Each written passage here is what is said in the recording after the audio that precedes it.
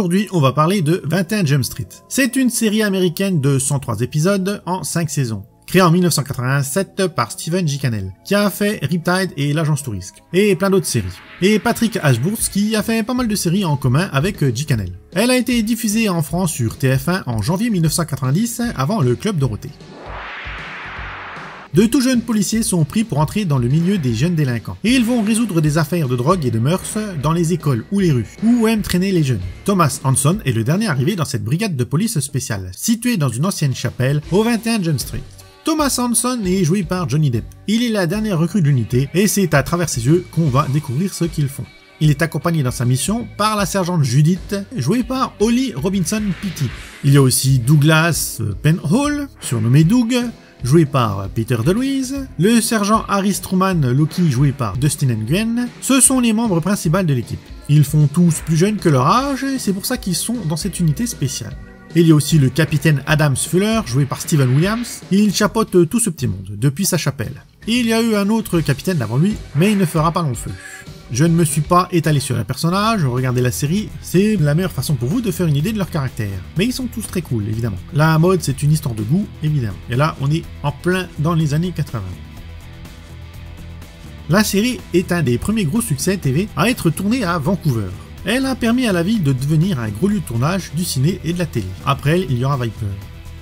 La série s'est arrêtée en saison 5 suite à une baisse d'audience. Beaucoup d'acteurs ont quitté la série en saison 4, ce qui a déplu au public, comme d'habitude. Les chaînes ne comprennent toujours pas qu'il faut pas changer de casting. Johnny Depp, qui en avait marre de son rôle, il changeait ses lignes et ses dialogues et proposait des idées complètement débiles pour son personnage. Du genre, il aurait une obsession pour le beurre de cacahuète et ses collègues le surprendraient en train de s'en tartiner sur tout le corps. Et il jouait même avec une chaussette dans la poche, mais au final, il a réussi à casser son contrat grâce à ses avocats. Patrick Hamsburg a toujours voulu Johnny Depp dans le rôle de Thomas, mais il refusa le rôle et ils avaient fait appel à Jeff Yeager qui jouait dans V pour endosser ce rôle. Mais la Fox l'a trouvé nul. Ils ont donc annulé le pilote au bout de 3 semaines. La Fox voulait John Brolin, mais Patrick Ashburst a reproposé le rôle à Johnny Depp et cette fois, il a dit oui. La série est inspirée d'une véritable unité de police de Los Angeles qui infiltrait les milieux des jeunes délinquants pour démanteler les trafics en tout genre. La Fox n'a pas diffusé la fin de la série. Ils l'ont vendue en syndication et c'est un autre diffuseur qui passera la fin. En 2002, la Paramount voulait faire un long métrage basé sur la série, mais le projet n'a jamais pu aboutir. Il y a une longue liste de guest stars qui sont passés dans la série, dont les plus connus sont Josh Brolin, Bridget Fonda, Jada Pinkett Smith, Brad Pitt, Vince Vaughn, Shannon Doherty, Christina Applegate, Kelly Hu, Shannon Tweed, Thomas Hayden Church, Ray Walston et Jason Presley, qui a eu la chance de jouer de rôles différents.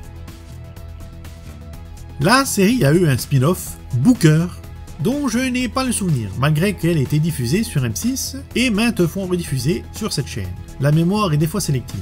C'est le détective Denis Booker, joué par Richard Grieco, qui a évidemment été vu dans 21 Jump Street, saison 3 et 4, et qui devait disparaître en saison 3. Mais il était bien aimé du public, et ils l'ont donc gardé, puis ils l'ont fait ce spin-off. Donc l'histoire c'est qu'il a perdu son taf à Los Angeles, et devient enquêteur pour une compagnie d'assurance japonaise, la Teshima Corporation of America. Cette série est créée par Stephen J. Cannell, comme 21 Jump Street, et Eric Blakeney. Elle dure 22 épisodes, et elle a même un générique chanté par Billy Idol.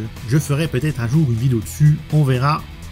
Un autre spin-off aurait dû être créé, nommé City Court, mais à cause de la grève des scénaristes en 1988, ils n'ont pas pu la faire. Et ils ont donc réutilisé le script du pilote pour faire l'épisode final de la saison 3. Il y a 2 films qui sont sortis au cinéma de Phil Lord et Christophe Myler, avec Jonathan Hill et Channing Tatum dans les premiers rôles. Le premier reprend l'histoire de la série, mais là c'est 100% comique, et moi je le trouve pas trop mal. Et le deuxième film s'appelle simplement 22 Jump Street, reprenant encore le même pitch, mais va encore plus loin dans la connerie, et je le trouve bien mieux que le premier. Ils sont sortis respectivement en 2011 et 2014. Il n'y a pas de jouets sur cette série, hein. Juste beaucoup de posters, de magazines de potins et de trucs comme ça pour les filles. Donc on trouve des trucs pour l'école, des agendas, des protège-cahiers, ce genre de choses. Et il n'y a pas de BD ni de livres, évidemment pas de jeux vidéo. Le générique est chanté par Holly Robinson, qui incarne Judy dans la série. Et les voix additionnelles ont été enregistrées par Johnny Depp et Peter DeLuise. Et la musique a été composée par Liam Steinberg. À la musique, on trouve aussi Franklin Jones Jr., qui s'occupait de 68 épisodes, Jay Krushka, qui a produit et arrangé le thème pour 51 épisodes, Liam Steinberg, qui a composé lui aussi pour 51 épisodes, en plus du générique. C'est une série où ça balance beaucoup de vannes, ce qui est pas mal, mais c'est pas cette série qui va révolutionner les scénarios non plus.